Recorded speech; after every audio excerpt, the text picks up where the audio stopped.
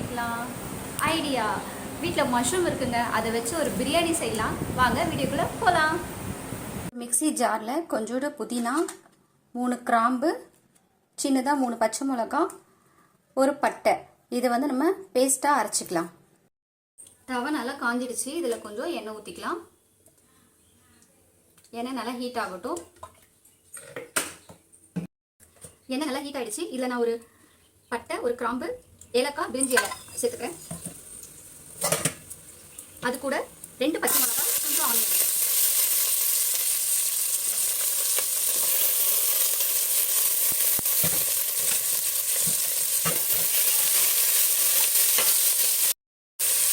நான் 1/2 kilo basmati rice எடுத்துருக்கேன். அதுக்கு ஒரு 4 வெங்காயம், 3 தக்காளி, 2 பச்சை மிளகாய் ஆட் பண்ணியிருக்கேன். இந்த வெங்காயம் வந்து நல்லா கோல்டன் ப்ரௌன் ஆகிற வரைக்கும் நல்லா எண்ணெயிலே ஃப்ரை ஆகட்டும்.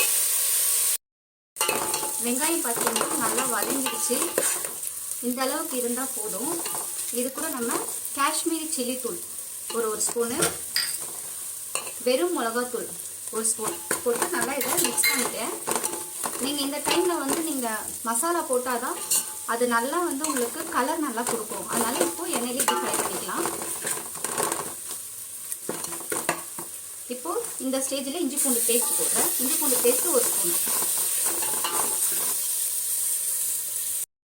இப்போ இஞ்சி பூண்டு பேஸ்ட்டு பச்சை வாசனை போயிடுச்சு. இந்த ஸ்டேஜில் நம்ம தக்காளி ஆட் பண்ணிக்கலாம்.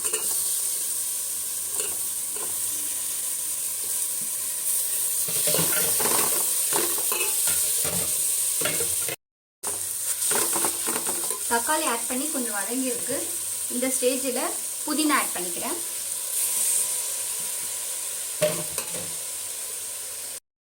புதினா ஆட் பண்ணியாச்சு. இப்போ இதில் பார்த்தீங்கன்னா புதினா, ஒரு பட்டை, கிராம்பு, அதுக்கப்புறம் பச்சை மிளகா, இது வந்து நான் பேஸ்ட்டாக அரைச்சி வச்சுருக்கேன். அதையும் இதில் ஊற்றிக்கலாம். இப்போ ஒரு வாட்டி கிளறி விட்டுக்கலாம்.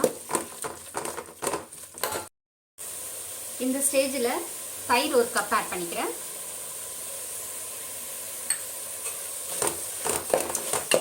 இந்த ஸ்டேஜில் இந்த மசாலாவுக்கு தேவையான உப்பு நான் ஆட் பண்ணிக்கிறேன். உப்பு ஆட் பண்ணதுக்கப்புறம் ஒரு வாட்டி நல்லா கிளறி விட்டுக்கோங்க. இந்த மசாலா நல்லா எண்ணெய் பிரிஞ்சு வரணும். அது வரைக்கும் நல்லா வேகட்டும். நம்ம அதுக்கு மூடி போட்டு க்ளோஸ் பண்ணிக்கலாம். பார்த்தீங்கன்னா மசாலா நல்லா வதங்கி எண்ணெய் பிரிஞ்சு வந்துருச்சு. இந்த ஸ்டேஜில் நான் மஷ்ரூம் ஆட் பண்ணிக்கிறேன்.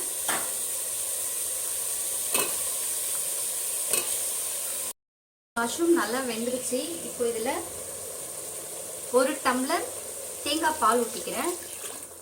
இப்போ இந்த கிரேவிக்கு தேவையான தண்ணி ஊற்றிக்கிறேன்.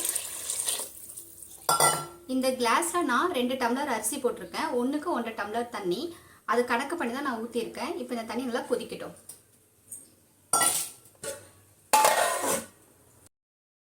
தண்ணி நல்லா கொதிச்சிடுச்சு. இதில் ஒரு 10 பாதாம் நான் ஊற வச்சு அதை அரைச்சி வச்சுருக்கேன். அந்த பேஸ்ட் இதில் ஊற்றிடலாம். இப்போது அரிசி நம்ம போட்டுக்கலாம். நான் பாஸ்மதி ரைஸ் ஒரு 1/2 மணி நேரம் ஊற வச்சுருக்கேன் கழுவி. அந்த அரிசி அதில் போட்டுக்கிறேன். இந்த ஸ்டேஜில் லெமன் ஜூஸ் 1 ஸ்பூன் ஊற்றிக்கிறேன். கொத்தமல்லி தூவி விட்டுட்டு இந்த ஸ்டேஜில் நம்ம தம் போடுறதுக்கு ரெடி ஆகிடுச்சு. இதில் நான் ஒரு 2 ஸ்பூன் நெய் ஆட் பண்ணுறேன். நெய் ஆட் பண்ணிவிட்டு கேஸ் ஃபுல் சிம்மில் வச்சுருங்க. ஒரு மூடி போட்டு மேலே வெயிட் வச்சுடுங்க. ஒரு 15 மினிட்ஸ் தம் ஆகட்டும். தம் எடுத்துடலாம். வாங்க எப்படி இருக்குன்னு பார்க்கலாம். பார்த்துக்கோங்க, தண்ணி எதுவுமே இல்லை. சாப்பாடு நல்லா வெந்துடுச்சு. அவ்வளோதாங்க, சூப்பரான மஷ்ரூம் பிரியாணி ரெடி. ஃபைனலாக நம்ம செஞ்ச மஷ்ரூம் பிரியாணி ரெடி. எப்படி இருக்குன்னு சாப்பிட்டு பார்த்துடலாம். நிஜமாவே செம்ம டேஸ்ட்டாக இருக்குங்க. இதே மாதிரி ட்ரை பண்ணி பாருங்கள். கண்டிப்பாக நல்லாயிருக்கும்.